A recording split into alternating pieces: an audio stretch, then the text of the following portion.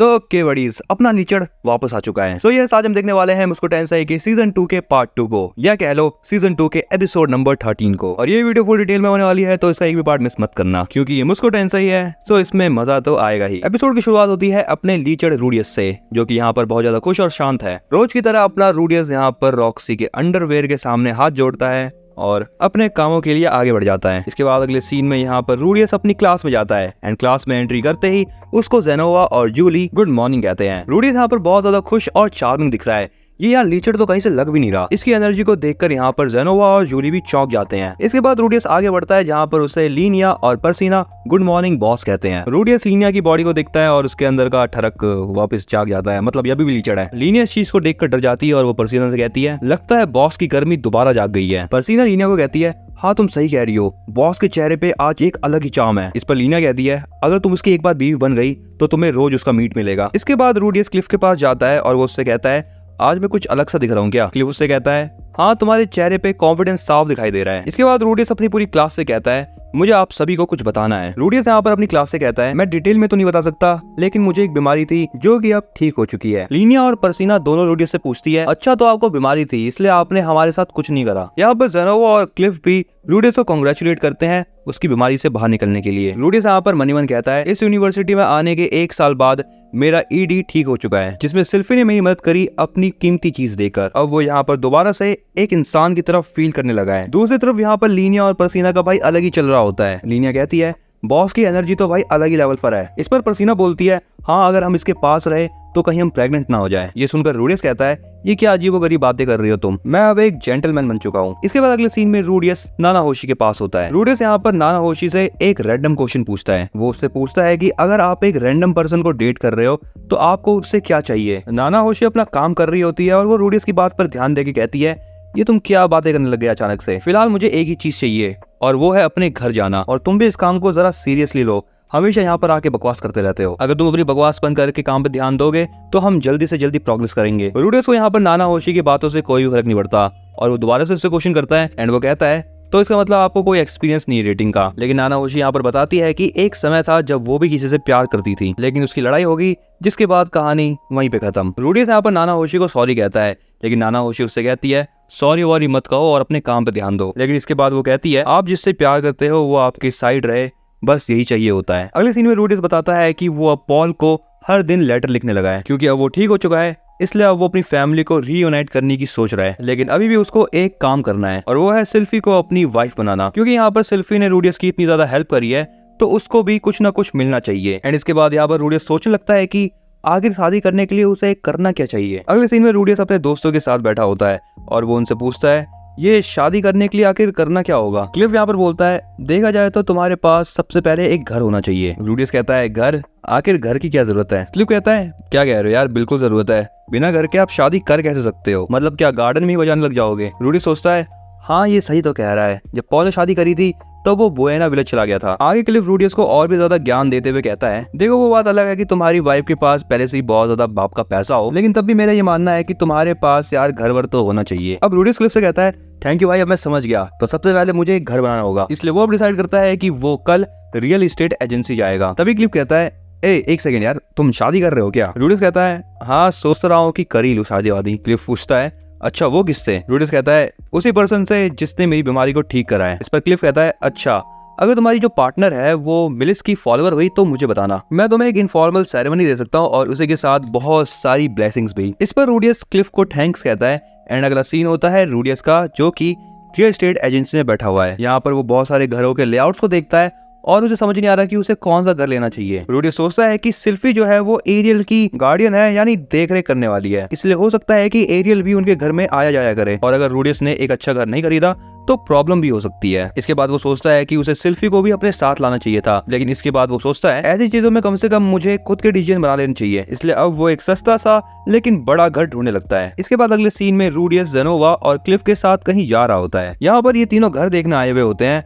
यहाँ पर क्लिफ कहता है, ये कुछ ज्यादा बड़ा घर नहीं है 2 लोगों के लिए। रूडियस कहता है, किसी कारण से ये घर सस्ता है। रूडियस बताता है कि इस घर में जो पहले रहा करते थे उन लोगों को बहुत ज्यादा बेरहमी से मार दिया गया। एंड सुनने में ये भी आता है कि रात के समय यहाँ पर अजीबोगरीब सी आवाजें आती हैं, इसीलिए तब से किसी ने भी इस घर को नहीं खरीदा। अगले सीन में रूडियस अपने दोस्तों के साथ इस घर में एंट्री कर लेता है। जेनोवा यहाँ पर बस मेन गेट पे थोड़ा सा ही हाथ लगाता है, लेकिन वो गेट टूट जाता है, जिस पर क्लिफ उससे कहता है, अरे भाई तो ये क्या कर रहा है। जेनोवा इसके लिए माफी मांगता है और ये तीनों आगे बढ़ने लगते हैं। जेनोवा रूडियस से कहता है, तो अब हमें क्या करना चाहिए। इस पर रूडियस कहता है, हमें सबसे पहले तो फर्स्ट फ्लोर पे जाना चाहिए एंड उसके बाद हम वहाँ के सभी रूमों को चेक करेंगे। क्लिफ रूडियस को कहता है, ऐसा लग रहा है कि तुम्हें इन चीजों का बहुत ज्यादा एक्सपीरियंस है। रूडियस क्लिफ को कहता है, क्या तुम्हें पता नहीं है क्या कि मैं एक ए रैंक का एडवेंचरर हूँ। क्लिफ कहता है, अरे हाँ याद आ गया मुझे। वैसे अब मुझे क्या करना चाहिए तुम ये बताओ। रूडियस उसे बताता है कि अगर तुम्हारे सामने कोई भी दुश्मन आए तो तुम्हें बस बेसिक लेवल के डिवाइन मैजिक से उसके ऊपर अटैक करना है। इसके बाद ये लोग घर में अंदर बढ़ जाते हैं और इस पूरे घर को चेक करने लगते हैं। ये लोग इस पूरे घर को बहुत ज्यादा अच्छे से सर्च करते हैं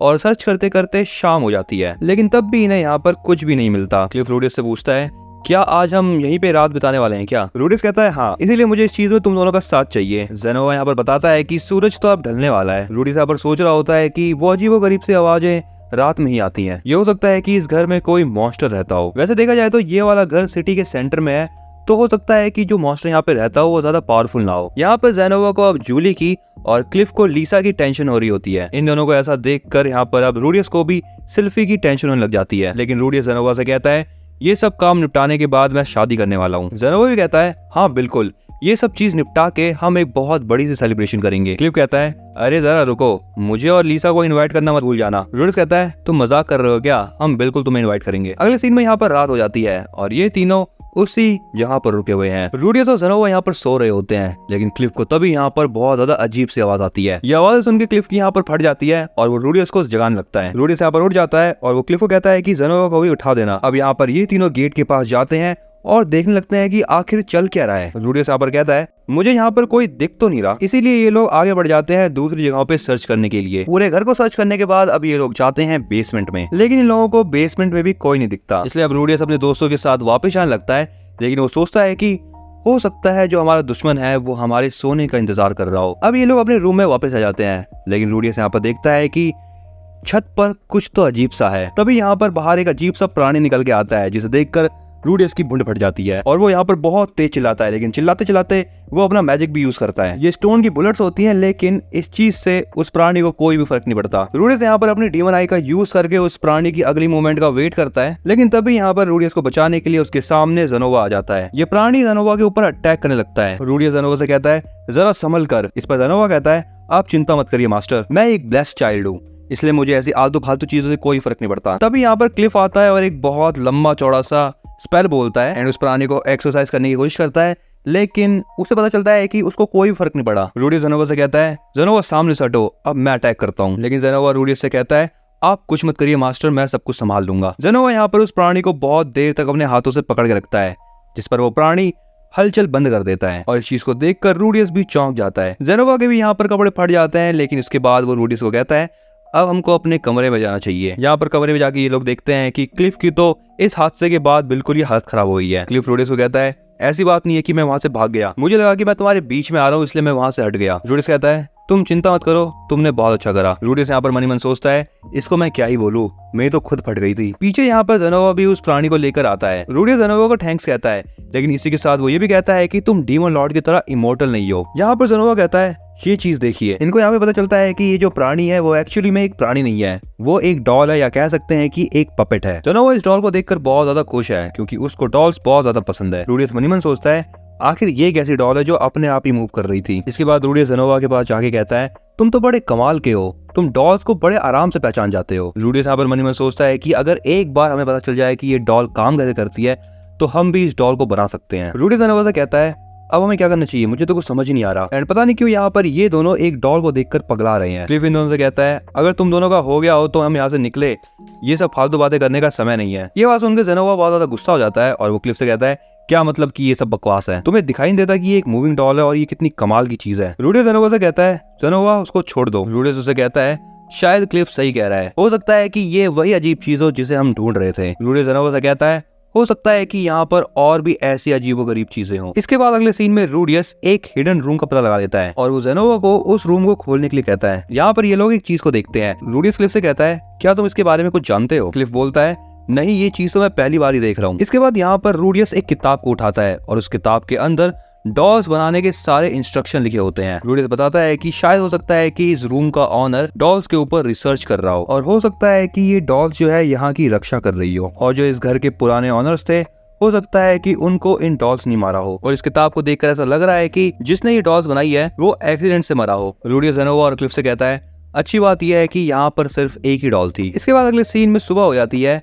रूडियस बताता है कि इस चीज के साथ एक प्रॉब्लम सॉल्व हो चुकी है और यहाँ पर ये तीनों अपने घर जा रहे होते हैं। रास्ते में जाते हुए यहाँ पर रूडियस जेनोवा और क्लिफ को थैंक्स कहता है उसकी मदद करने के लिए। क्लिफ कहता है तुम चिंता क्यों कर रहे हो, हम तो दोस्त हैं। वैसे जो चीजें तुम्हें बेसमेंट में मिली तुम उसका करने क्या वाले हो। रूडियस कहता है मैं एक रिसर्च लैब खरीदने की सोच रहा हूँ जहाँ पर मैं इन सब चीजों के बारे में रिसर्च करूंगा। जेनोवा कहता है मास्टर क्या आप इन रिसर्च का काम मुझे दे सकते हैं। वो बताता है कि मेरे पास बहुत ज्यादा माना भी नहीं है और मैं गलतियां भी बहुत करता हूँ। अब जेनोवा की इतनी ज्यादा रिक्वेस्ट करने के बाद यहाँ पर रूडियस उसकी बात मान जाता है। इस बात पर जेनोवा बहुत ज्यादा खुश होता है और रूडियस को थैंक यू कहता है। लेकिन रूडियस जेनोवा के सामने कंडीशन रखता है।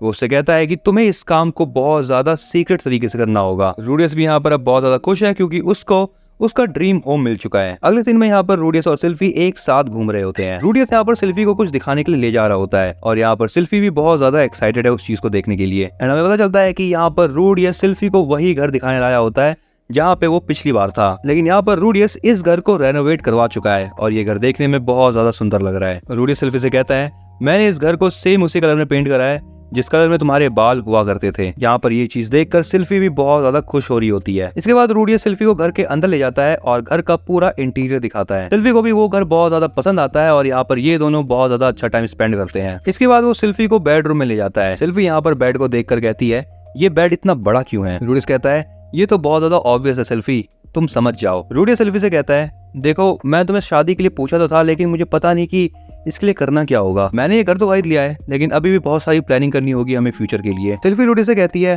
तुम्हें जितने बच्चे चाहिए तुम कर सकते हो। रूडियस कहता है ये सब चीजें तो देखी जाएगी बाद में, लेकिन ये बताओ कि तुम्हारे और एरियल का करना क्या है। सिल्फी कहती है कि अभी हमें इस कंट्री में 2 साल और रहना है और मेरा ग्रेजुएट होने के बाद आसुरा किंगडम जाने का कोई प्लान भी नहीं है, इसलिए उसको समझ नहीं आ रहा कि उसे काम के बारे में करना क्या चाहिए। रूडियस यहाँ पर फिर से सिल्फी के हेल्प के बारे में सोचने लगता है। तभी सिल्फी रूडियस से कहती है मुझे लगता है कि मैं तुम्हारी वाइफ बनने के लायक नहीं हूँ। लेकिन रूडियस उससे कहता है तुम सिर्फ मेरी हो। सिल्फी भी उससे कहती है हाँ मैं तुम्हारी हूँ। अब यहाँ पर ये दोनों एक दूसरे को फिर से देखने लगते हैं।